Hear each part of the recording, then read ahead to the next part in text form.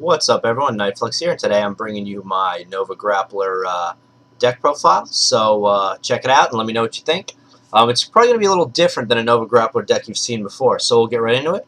We play our starting Vanguard, basically our base Beast Deity White Tiger. He's not the greatest Vanguard, but it's all we have for now. Basically, is you put him to Soul. I think you put him to Soul, yeah. Soul, I hardly use his effects, so I don't know. Counterblast 1, put him to Soul, and you stand a Beast Deity card you run. We're running only a couple of those in this deck, so we really don't get to benefit off his effect that much. Next, we are running the surprise of the deck. We are running 12 stand triggers. Now I already know what you're thinking. 12 stand triggers. What are you, fucking nuts? Why 12 stand triggers is good? First of all, your opponent's not expecting you to run 12 stand triggers. They're going to overguard thinking you have critical triggers. So you get an automatic plus there because they're extra guarding when they don't need to. Plus, on top of that, you get to stand, and I'll show you why the stand combos work effectively in this deck.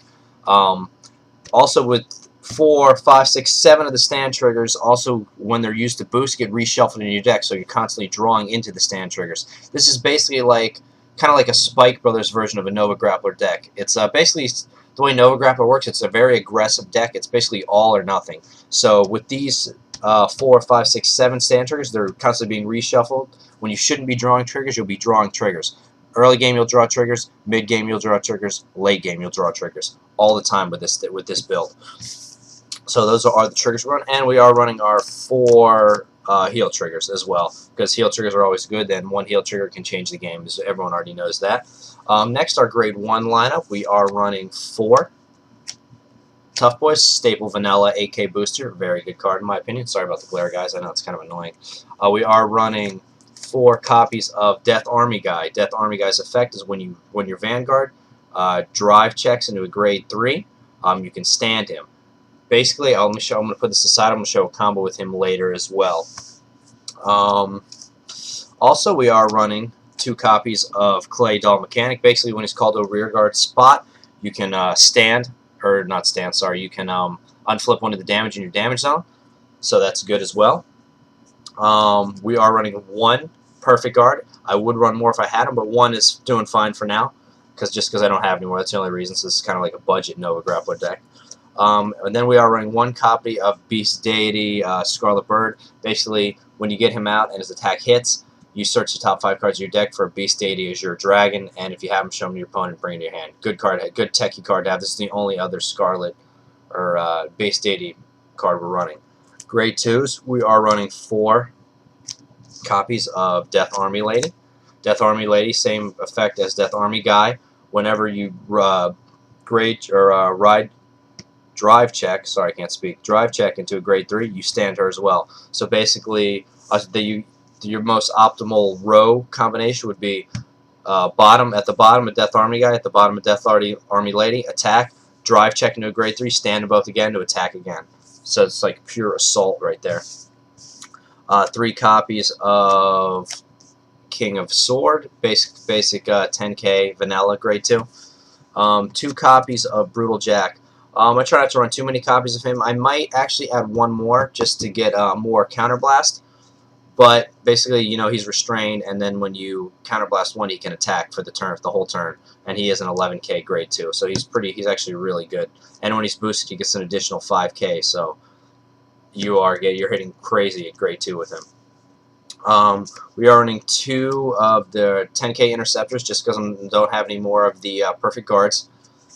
And the last grade 2 we are running is 2 copies of Magician Girl Kirara. Her effect states that when this attack hits, if you have a Nova Grappler Vanguard, pay the cost, which is Counterblast 2, and you get to draw a card, so a little bit of a card advantage. This paired with Clay Doll Mechanic, you can keep counterblasting for Counterblast, Unflip, keep drawing cards as well. That's your draw mechanic.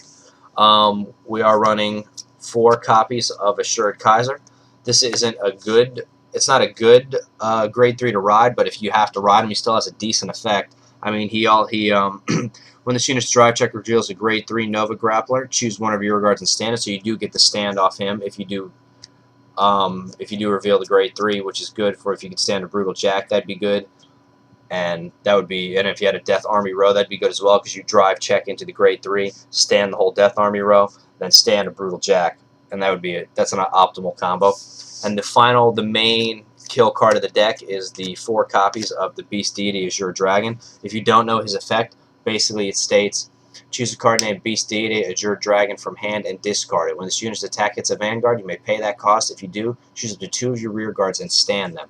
So if the attack hits, you can stand them, and then if you even pull the extra stand tricks, you can stand your back row for another devastating attack. Why this deck is good, but you couldn't play it too often at your locals or whatever tournament you go to, is the element of surprise from the 12 stand triggers. Basically, you're always standing. You're always attacking for more than 3 turns in one game. That is the strength of this deck. The weakness of this deck deck has trouble against Lawkeeper, because Lawkeeper's always retiring back row. I mean, the Kagera's always retiring back row, and the Lawkeeper kind of knocks your rows out, but that's only for defensive wise. You kind of make up for that with your stand triggers, because each stand trigger is to 10k instead of having the draw when it's 5k.